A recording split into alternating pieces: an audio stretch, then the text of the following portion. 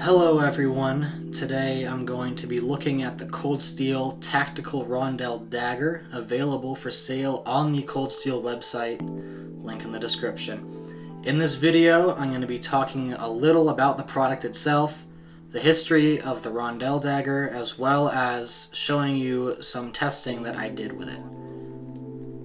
So here's the aforementioned Tactical Rondell Dagger from Cold Steel.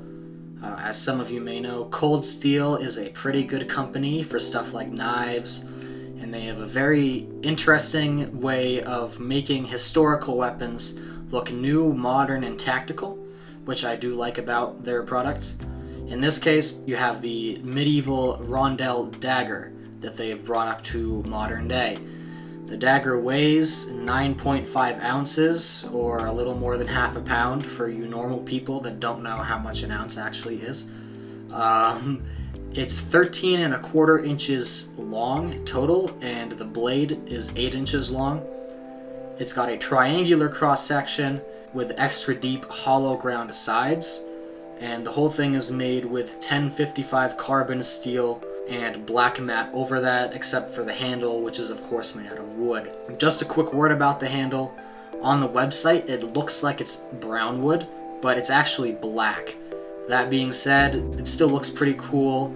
It still has that 3-band swelling in the middle to help with the grip, and everything else is the same except for the color of the handle. The handle is a bit more than 5 inches long, so most people should be able to easily get a grip on it no matter the size of your hands. And the pommel and hilt on either end of the handle will help you when manipulating it to make sure your hand doesn't end up slipping off, even if it is a tight fit. For the pommel and hilt, the dagger has 2 identical circular pieces of metal. These discs, also known as rondelles, are slightly trumpeted, and they have a concentric pattern of 16 holes for a design, presumably for cutting down on weight, but they also look quite ornate. This is offset, however, in looks by the large nut in the center of the pommel, which is still quite solid but looks very out of place. The scabbard is made out of black leather as well as blued steel on both the throat and the shape of the scabbard. Attached is a loop for fixing the whole thing to a belt, as well as a strap to secure the handle of the dagger when it's not in use. Not surprisingly, out of the box, this whole thing is quite sturdy and well put together. Cold Steel is of course a reputable company. The point is very pointy. It feels quite reinforced due to the beveling, as well as just the fact that it is a long, kind of thick, very sharp piece of steel. Even the nut on the bolt, which looks so terribly out of place, is very sturdy and could be effectively used as a melee weapon if you so chose. Right out of the box, there was a lot of sticky oil all over the metal components, which kind of made me feel like I was buying something that was kind of cheap. But after you wipe off the excess, and you're going to need to wipe off a lot of it, it ends up being fine. If I'm being honest, I just kind of bought this on a whim. I really haven't used it very much at all, save for stabbing some soft targets when I first got it, which of course is the primary use of most of these historical weapons that people buy. In all honesty, I've used the dagger more for this video than I have for anything else. It's not something that you use every day by any means, and by and large, it's just something that looks cool, and then you can convince yourself that it can be useful in some way to justify the money you spend on it. And you're going to have to justify that because the whole thing cost $184.99 on the Cold Steel website, plus shipping and handling. Overpriced? Probably.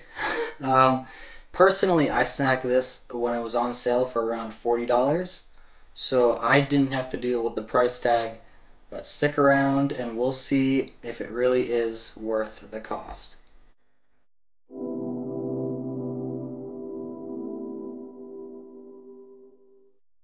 So if you've come across this video, chances are you're into history.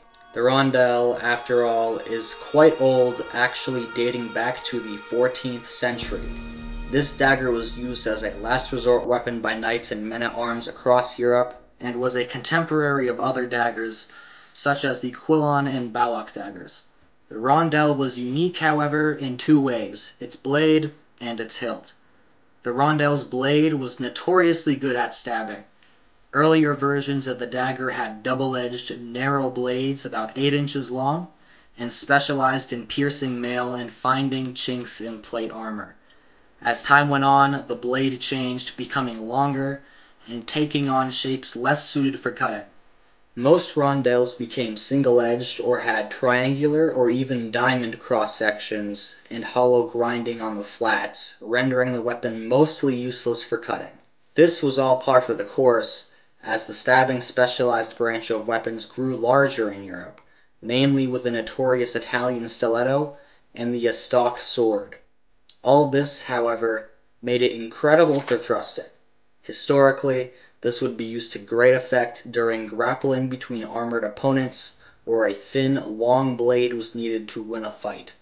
The rondell was also used as a weapon to mercy kill wounded opponents in armor. The second thing that makes this dagger famous is the hilt. In fact, the name rondell comes from the two round parts of the weapon. There is plenty of speculation about the reason that this unique hilt came to be. Some argue that it was simply used to help manipulate the weapon when someone had armored hands, since the weapon was a lot smaller than, say, a sword or a spear. It would help to find the handle of the weapon much easier, while others say it was used to allow for a two-hand use for a thrust, making it easier to overpower an enemy or to force through a tougher target. As time went on, the rondell became used by more and more types of people, not just knights and men on the battlefield, but also archers, as well as civilian merchants and other middle-class citizens. The dagger became more and more prominent for dueling, which is how most treatises show this weapon being used. The weapon was common enough to be featured on many tomb effigies of knights, which is actually where we get a lot of our understanding of the rondell dagger. As for how true to history this cold steel model is, I'd say it's quite good. The triangle cross-section and the hollow grinding on the sides of the blade were traits that were actually present on rondell daggers in the 15th century, and thinner, more circular rondells on the hilt came into style around this time as well. The blade may be a little short, but shorter versions of the blade around 8 inches long like this one did exist throughout the entire Middle Ages, including the 15th century. Obviously, the black mat isn't accurate, and neither is the nut on the top, and probably not the coloring of the wood either, but largely the dagger fits with its historical counterparts. The scabbard is realistic as well, made of leather and steel reinforcement. So, how does one use this weapon? Primarily, it was positioned on the right hip, but also on the front and the back of the belt in some cases, and was drawn out and up. Grappling was the main way it was used on the battlefield, but grappling was not its only application, and could even be used against swords, usually in a technique where the blade was pressed along the forearm, like so, to block a strike. This rondell doesn't do it so well, since the blade is on the shorter end of things, but longer models were commonly used like this. There were plenty of other ways to use the rondell, but most aren't so applicable today. As you may gather, this weapon is heavily specialized to thrust, mostly against armored opponents. When you deal with armor, you either need to get into chinks or just pierce through it if it's light enough. Today, we don't really use armor, so the style of knife fighting is a lot different. You can see here that on this side, we have two guys going at each other in a more medieval fashion with rondell daggers, and here we actually have modern special forces using modern knives.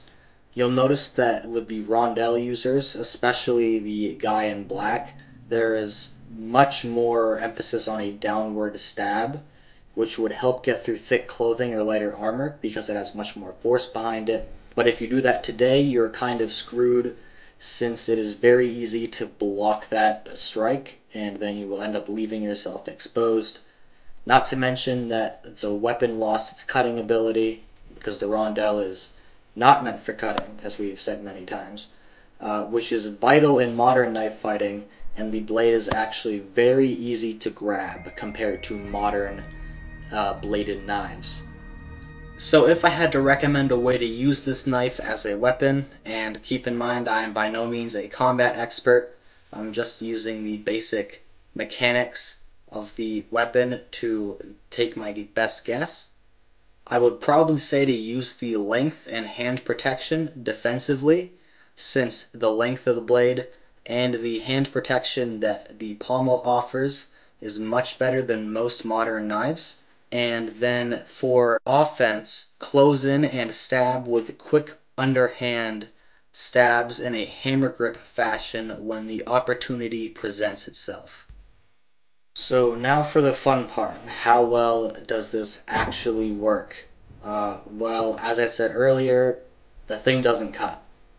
The edges aren't particularly sharp. I suppose you could sharpen them, but it wouldn't make a huge difference given that the angle of the blade isn't very acute either. So it actually does more damage as a blunt force weapon than as a cutter. Stabbing, however, is a different story. The blade is thin, heavy, and reinforced, and can go through most anything.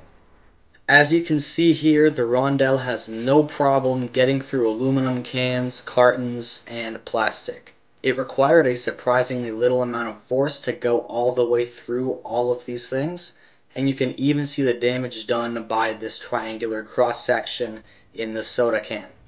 Obviously, I'm sure this could go through most anything that you would need to actually stab with it, be that soft tissue or even some sort of chainmail.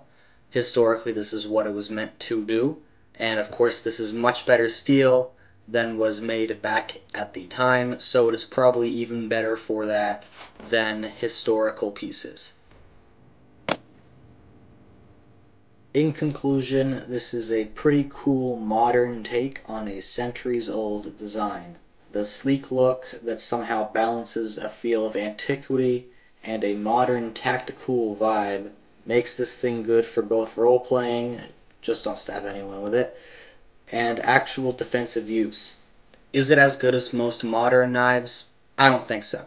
The lack of a decent edge makes this useless as an EDC or survival tool, as well as severely limiting it in a combative scenario. I suppose it would be more effective for getting through Kevlar than modern knives, but in my opinion, that's about the extent of its practicality.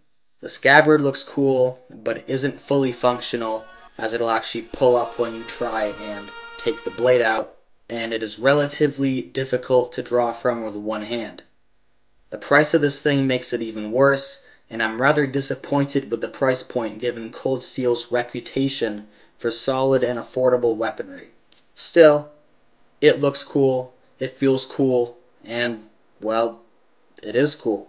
More of a collector's item than a pragmatic implement, but nonetheless something unique. As I said earlier, testing and researching this dagger has been the most that I've ever used it. Again, is it pragmatic? No. But it's fun, and more than that, it's a touchstone for me to learn what I didn't know before.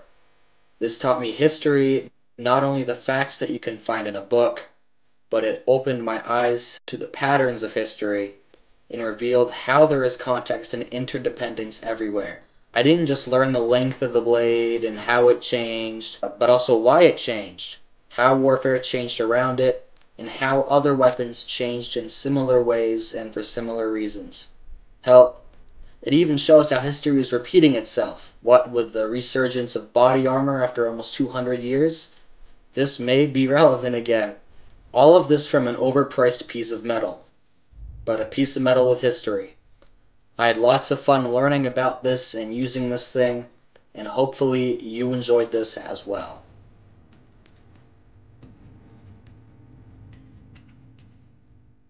So that's it for this video, guys. Hope you enjoyed my review. If you happen to have this model of Rondel Dagger, I'd love to hear from you, or how you think it compares to other Rondel models you may have. I'll have the links to everything in the description, including the link to the Cold Steel Tactical Rondel, and some of the resources you can use to research the weapon yourself, and the videos I pulled the clips from. Well, that's it for me, guys. Don't forget to like and subscribe, and I'll see you later.